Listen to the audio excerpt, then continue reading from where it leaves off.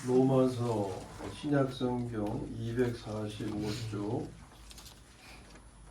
신약성경 245쪽, 로마서 5장 20절에서 6장 2절까지입니다. 율법이 들어온 것은 범죄를 더하게 하려 함이라. 그러나 죄가 더한 곳에 은혜가 더욱 넘쳤나니 이는 죄가 사망 안에서 왕노릇한 것 같이 은혜로 또한 의로 말미암아 왕노릇하여 우리 주 예수 그리스도로 말미암아 영생에 이르게 하려 함이라. 그런즉 우리가 무슨 말을 하리요? 은혜를 더하게 하려고 죄에 거하겠느냐? 그럴 수 없느니라. 죄에 대하여 죽은 우리가 어찌 그 가운데 더 살리요. 아멘. 계시록의 말씀만 쭉 우리가 나눴는데 오늘은 좀 분위기를 바꿔서 로마서 말씀을 나누면서 그동안 저의 삶이 좀 변화가 이제 있는 거잖아요. 궁금하시잖아요. 그래서 다 아는 말씀 못 드리지만 부분적으로 일부 좀 간증의 내용도 될 것 같고 그런 말씀 좀 나누려고 합니다.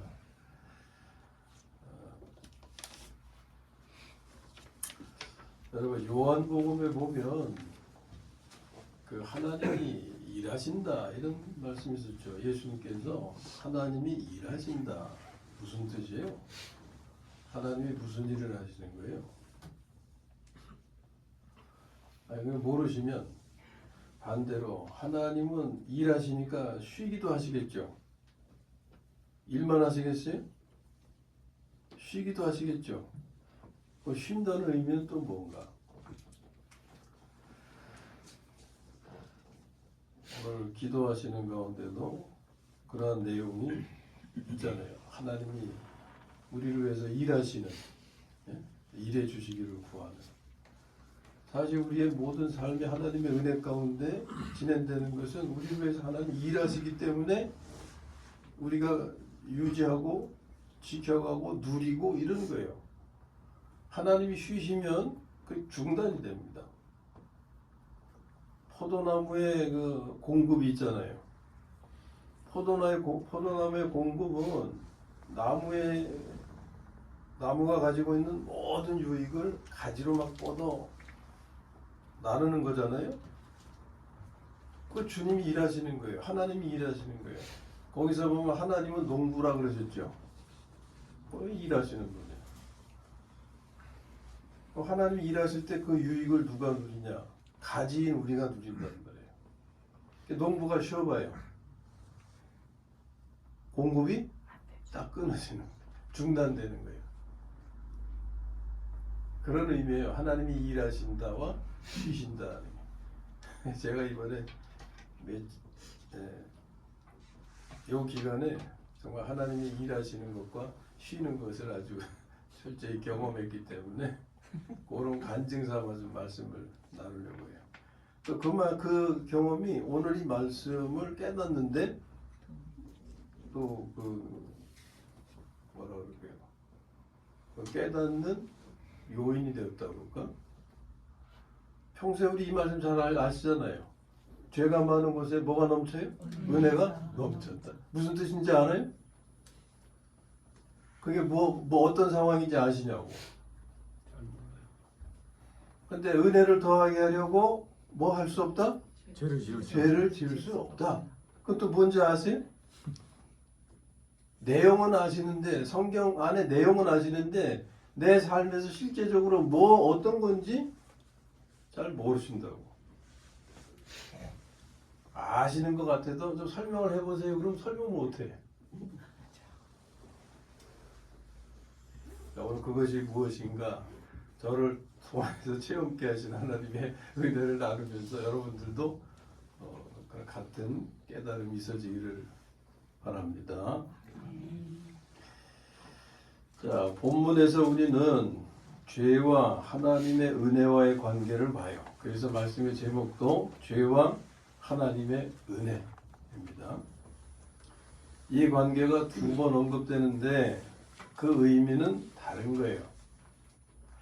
첫 번째는 5장 20절의 말씀입니다. 죄가 더한 곳에 은혜가 더욱 넘쳤나니 그랬죠? 네. 두 번째는 6장 1절의 말씀이에요. 은혜를 더하려고 죄에 거하겠느냐? 자, 말에는 어조가 있죠. 부드럽고 강한. 같아요, 어조가?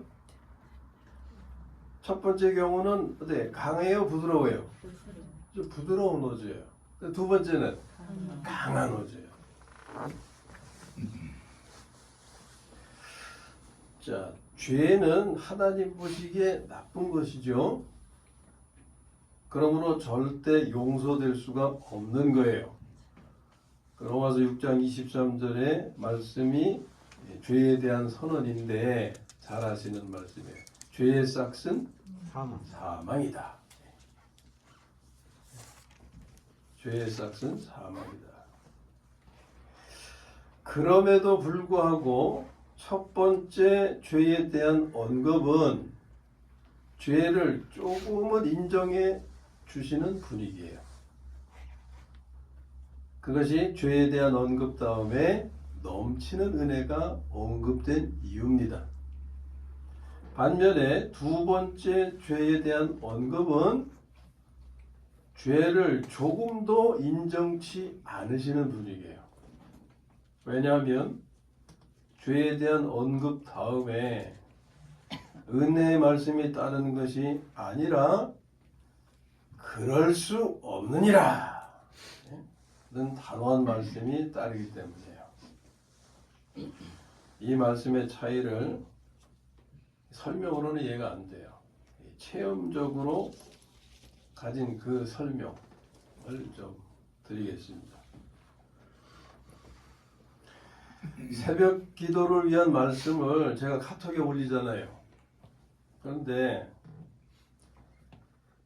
제가 아들이 하는 이 돈가스 가게 돕는 일을 시작하면서 그 후로 3번 오늘은 쉽니다 이렇게 올렸어요. 첫 번째는 제가 목회 40년 동안 처음 있던 일이라고 그랬죠. 근데 두 번째는 이제 장례가 나서 한현욱 권사님 저 와 계신데 장례가 나서 도저히 감당할 수가 없더라고. 도저히. 그래서 2주간은 쉽니다. 그래서 오늘은 쉽니다가 아니라 그때는 아주 2주간은 쉽니다. 그렇게 이제 올렸었잖아요. 그리고 이제 지난 금요일에 3번째로 오늘은 쉽니다. 그렇게 또 올렸어요. 한 번 하니까 자꾸 버릇이 되는 것 같아요. 하여튼 그래서 또 말씀을 나눌 간증거리가 또 생기게 되더라고요. 이 3번의 일은 하나님 보시기에 죄에 해당하는 것이었습니다. 왜냐하면 제 의무를 다하지 못했기 때문에. 바꿔 말씀드리면 율법에 어긋났다고 말이에요. 오늘 본문에 율법에 관한 말씀도 있잖아요. 율법은 죄와 관련된 거예요. 율법에 어긋난 것이었기 때문에 하나님 보시기에는 죄에 해당하는 것이었어요. 그런데 하나님은 이 3번의 경우를 똑같이 다루지 않으셨어요. 첫 번째와 두 번째는 비록 죄에 해당되었지만 넘치는 은혜로 대해 주신 거예요.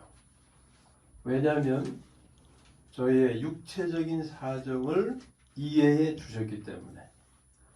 무지하게 피곤하고 힘든 것 그걸 이해해 주셨기 때문에 그 이해는 하나님의 자비와 긍휼이신 거예요. 하나님의 자비와 긍휼. 이것은 뭐와 같으냐면 예수님의 제자들이 배고플 때 밀 이삭을 잘라 먹었잖아요. 그때 옆에서 비난하는 무리가 있었죠. 종교 지도자들. 왜 비난했어요? 그날이 안식일이었거든요. 안식일에 그런 일을 하면 율법을 어기는 게 돼요. 그래서 안식일을 범한다고 비난하고 정죄했어요. 그때 하나님은 어떻게 하셨어요? 하나님도 그렇게 하셨나요? 아니잖아요. 하나님은 오히려 자비와 긍휼로 제자들을 정죄치 않으신다고 했어요. 그것과 같은 겁니다. 그런데 세 번째는 달랐어요. 이번에는 제가 조금 꾀가 났어요. 꾀가 나서 아휴 오늘도 좀 쉬자 하면서 이제 오늘은 쉽니다 라고 올린 거예요. 그랬더니 하나님의 반응도 즉각적으로 달라지신 거예요. 즉각적으로. 이번에는 자비와 긍휼이 아니라 그 대가를 치르게 하신 겁니다. 그것은요, 하나님께서도 그날은 아주 푹 쉬셨던 거예요. 제가 좀 쉽니다 그러니까 하나님도 아주 푹 쉬셨어요. 푹. 그날 금요일이었는데 목요일날 저녁에 제가 이제 힘들어서 꾀가 나서 금요일 아침 말씀을 이제 쉽니다 이렇게 올린 거잖아요. 그날 금요일 매장이 얼마겠었어요? 예? 얼마가 됐었겠어요? 10만 원도 안 되더라고요. 하루 매장이. 그동안에 그런 일이 없었어요. 처음 있는 일이었어요. 다른 날에는 오전에 뜸하면 그래도 오후에 채워주셔서 오후에 좀 분주하게 되고, 그래서 평균 한 달을 지나면서 30만 원에서 그래도 50만 원 요 사이 이렇게 왔다 갔다 채워주시더라고요. 그렇게 된 것은 하나님께서 저를 위해서, 저희를 위해서 일해 주신 덕분이었지 우리가 잘나서가 아니었거든요. 우리도 물론 일을 해야 되지만 결과는 우리가 보장할 수 없잖아요. 우리가 아무리 열심히 해도 사람이 안 오면 무슨 소용이 있어요. 제자들이 고기 못 잡을 때 주님께서 쫙 끌어서 채워주신 것처럼 그런 도우심이 있었기 때문에 그날 이렇게 채워져 간 건데, 아주 그날은 하나님도 아주 푹 쉬신 거예요. 푹 쉬죠. 10만 원도 넘지 못하고 9만 원을 받나? 그리고 하루가 끝났어요. 사람들은요, 죄를 범했다고 생각하면 두려워하고 책망이나 징벌을 생각합니다. 예? 책망이나 징벌이 따르지 않을까. 그러나 하나님은 모든 경우를 똑같이 다루시는 것이 아니고 구별해서 다루시는 거예요. 하나의 경우는 부득이한 경우, 저에게 있어서 제 체험 경험에 있어서 1번과 2번의 경우, 이때는 오히려 넘치는 은혜로 다루어 주십니다. 그것이 5장 20절의 말씀인 거예요. 죄가 더한 것에 뭐가 넘쳐요? 은혜가 넘쳤다니. 이거는 나를 부끄럽게 하시는 거거든요. 야단쳐서 부끄럽게 하시는 게 아니라 아주 그냥 더 넘치게 하셔서 부끄럽게 하시는 거예요. 이게 이제 그 부득이한 경우인데, 그 다음에 다른 한 번의 경우, 다른 거는 고의적인 경우가 있어요. 고의적인 경우. 이것은 저에게 있어서 세 번째 경우. 예? 어떤 거예요? 세 번째.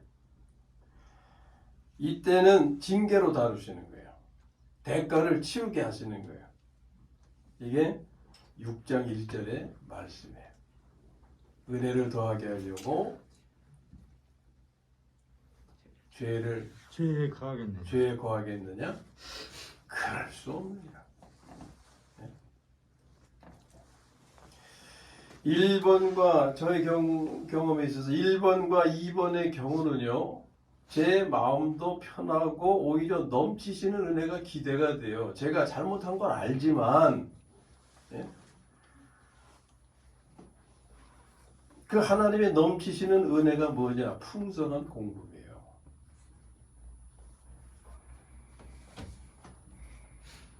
그러므로 이런 날은 오히려 분주하게 하시는 거예요. 그래서 하나님은 풍성한 공급으로 앞에서 말씀드린 것처럼 저를 부끄럽게 하시는 거예요. 징벌이나 책망으로 부끄럽게 하시는 게 아니에요. 오히려 은혜로 풍성한 공급으로 하나님이 대해 주실 때 더 부끄럽잖아요. 더 잘못한 것에 대한 부끄러움을 더 느끼게 되잖아요. 그때 징벌이나 책망으로 만약 다루신다면 반감이 생기게 될 거예요. 오히려 감사가 아니고. 사람을 대하는 것도 같아요, 보면.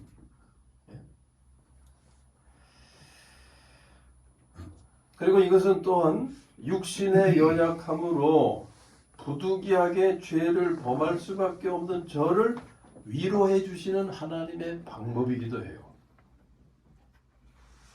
그래서 반감을 가지게 되고 삐뚤어지게 되고 이게 아니고 마음과 자세를 가다듬게 되죠. 이 사람의 경우는 똑같다니까요. 그러므로 이제 여기서 우리가 아셔야 될 것은 우리가 육신의 연약함으로 부득이하게 죄를 범할 수밖에 없는 경우가 많잖아요. 예? 그런 경우에는 하나님을 두려워하거나 징벌을 예상하지 마시고 하나님의 넘치시는 은혜의 공급과 풍성한 위로를 기대하시기를 바랍니다. 아멘. 우리가 경계해야 할 것은 바로 이 3번의 경우예요. 3번의 경우. 고의적인 범죄일 때는 하나님의 다루심이 아주 단호하신 거예요. 왜? 이는 사람들의 잘못된 생각을 수정하시려고 하기 때문인 거예요. 사람들이 어떻게 생각하는 겁니까? 죄가 더한 곳에 은혜가 더욱 넘치니. 그게 하나님의 자비와 긍휼이거든요. 요걸 사람들이 아주 또 악의적으로 또 활용하려고 한다 그 말이에요. 예? 죄가 더한 곳에 은혜가 더욱 넘치잖아요. 그럼 감사하고 가다듬고 이렇게 해야 되는데 그 다음에 무슨 생각을 하는 거예요? 은혜를 더하기 위하여 죄를 범하자. 이런 생각을 가진다 그 말이에요. 그러니까 하나님이 그걸 지적하시는 거죠. 너희가 부득이하게 죄를 범할 수밖에 없을 때는 내가 이해한다. 내가 이해해. 그런데 그거 나쁜 마음 가지고 하나님이 죄가 더한 곳에 은혜를 많이 주시니까 그 은혜를 더욱더 넘치게 하기 위해서 죄를 범하자.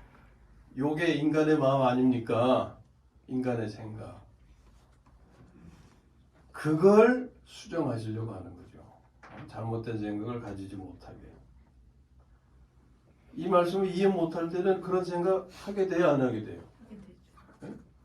저도 처음에는 그래? 그러면 은혜를 더하기 위해서 죄를 범해도 되나? 이런 생각에서 걸리게 된다.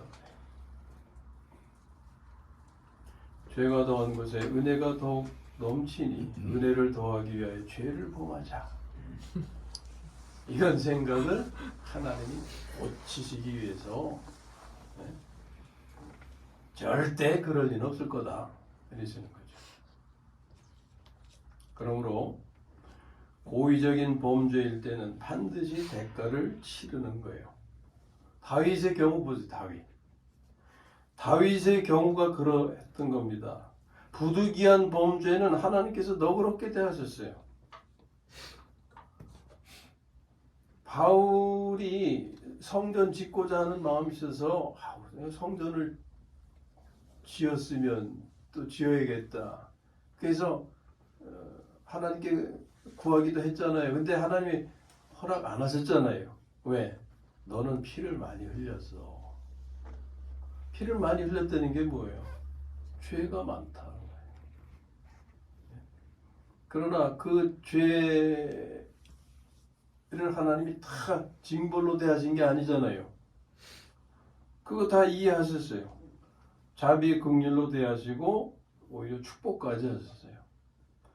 그러나 고의적인 범죄에 대해서는 혹독한 대가를 치르게 하셨잖아요. 고의적인 범죄가 뭐였어요? 밧세바를 취한 간음죄. 그 간음죄를 은폐하려고 남편 우리아를 아주 격렬한 전장터에 보내서 죽게 만들었죠. 그 살인죄였어요. 어떤 대가를 받게 됩니까? 아들이 죽어요. 자녀들이 간음을 해요. 자녀들이. 배다른 자녀들이 강간을 하고. 예?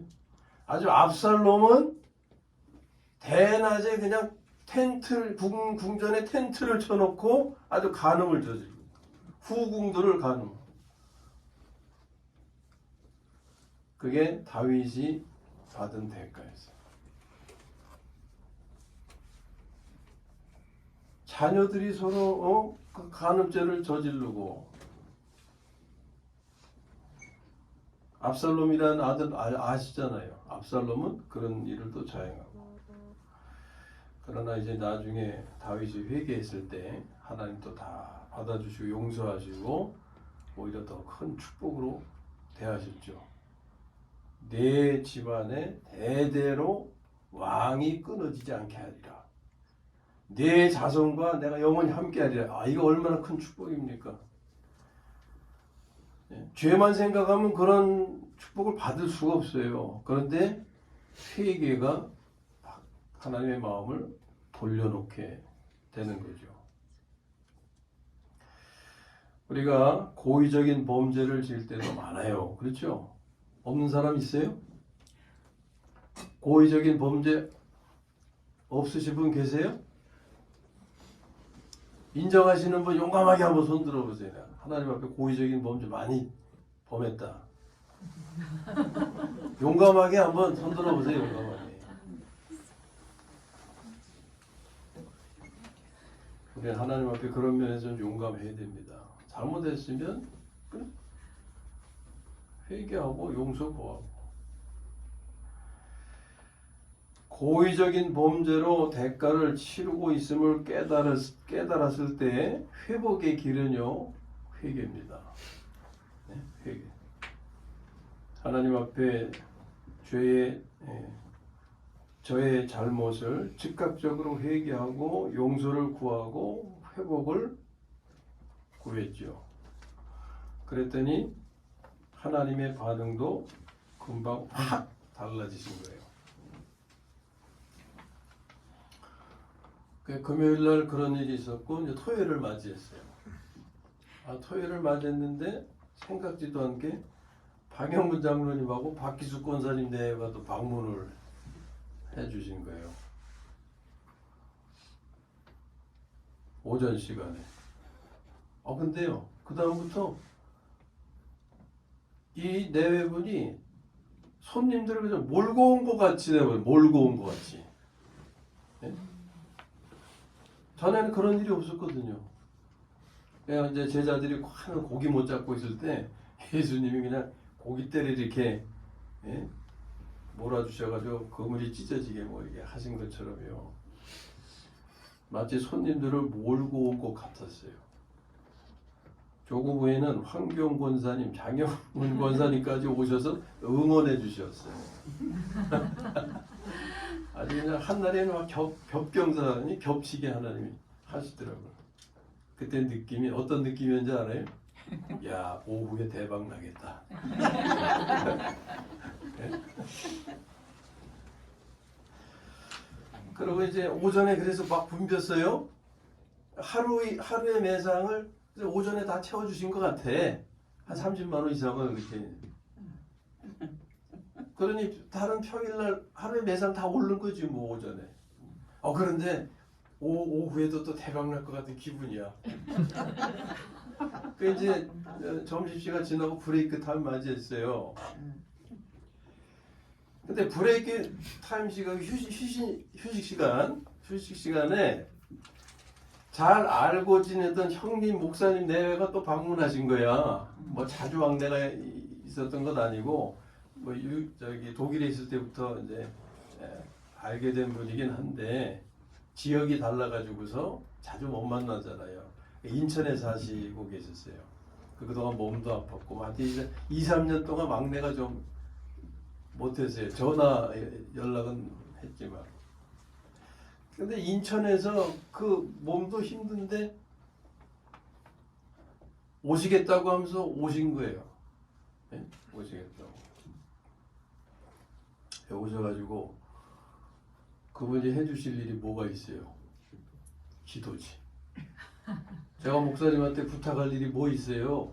기도지. 그러니까 기도해 주시면 더 간절한 마음으로 기도해 주실 거 아니에요. 그런다. 브레이크 타임이 끝나기도 전인데 손님들이 오기 시작하는 거예요. 많이는 아닌데 손님들이 와. 그래서 근데 그날 토요일 날 어제 우영이가 치과 또 터민이 있어가지고 치과 약속이 있어가지고 여기까지 나왔다가 갔어야 돼요. 쉬운 일이 아닌데. 그래서 그 첫 번째 손님이 오실 때는 우영이가 없었어요. 그래서 셰프가 없어서 죄송합니다. 그리고 첫 번째 손님은 그냥 보낼 수밖에 없었어요. 근데 이어서 또 4인 가족이 온 거예요. 4사람 가족이. 근데 그때가 브레이크 타임 한 10분 전쯤? 그게 좀 아직 안 됐을 때. 그래서 아직 시간이 안 됐는데 그 시간 되면 오세요. 지금 셰프가 잠깐 출타했는데 올 겁니다. 그랬더니 그러겠다고 하더니 진짜 왔더라고. 우영이 어디쯤 오는데 전화해서 우영아 지금 어디냐? 여기 저 집 앞에 저 길 건너서 그 골목으로 들어가면 돼요. 아이고 다행이더라고. 딱 시간 맞춰 오니까. 우영이 시간 맞춰 왔지. 손님들 약속대로 왔지. 그래서 4인 가족을 이제 맞이하기 시작했어. 그 이후로 끊이지 않고 손님들이 쭉 이어진 거예요. 그렇게 해서 8시 반까지, 8시 반까지. 이게 또 재료도 준비한 게 한계가 있잖아요.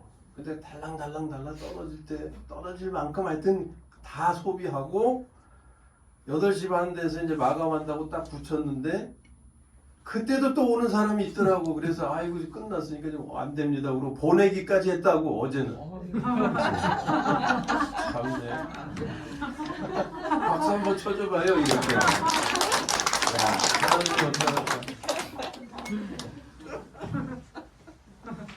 그래서 마감해서 이렇게 매상을 보니까 69만 원. 우와.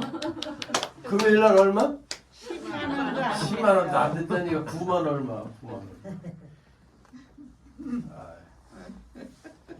그래서 금요일 매상과 이렇게 합쳐 보니까요 이틀을 평균 40만 원이 되게 하신 거예요.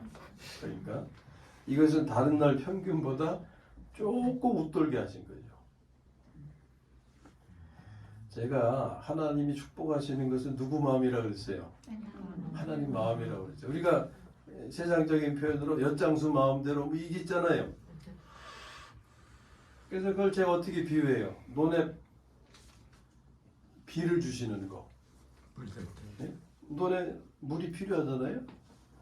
그럼 물 주시는 방법은 하나님 주시는 방법은 뭐 가랑비로 주실 수도 있고 소나기로 주실 수도 있고 폭우로 주실 수도 있고 그렇잖아요. 곡식 이걸 때 소나기나 폭우를 주시면 어떻게 돼? 안 되죠. 유익한 게 아니라 해가 되죠. 가랑비 거기에 맞게 그렇게 주셔야 유익하게 되는 거죠. 이게요 채워주시는 것은 하나님 마음이에요. 가랑비 소나기 하나님 마음이에요. 저희의 경우는요 지금 소나기로 부어주셔도 감당이 안 돼요 사실. 네? 소나기로 부어. 아니 처음에 어땠는 줄 알아요? 첫날 우영이가 그러더라고. 오픈빨이래. 오픈빨. 개장한 날 이제 그날은 진짜 막 붐비더라고요.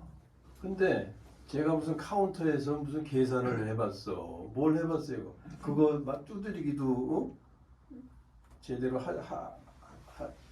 할지도 모르는 상황에서 하여튼 거기 앉아 있는 건데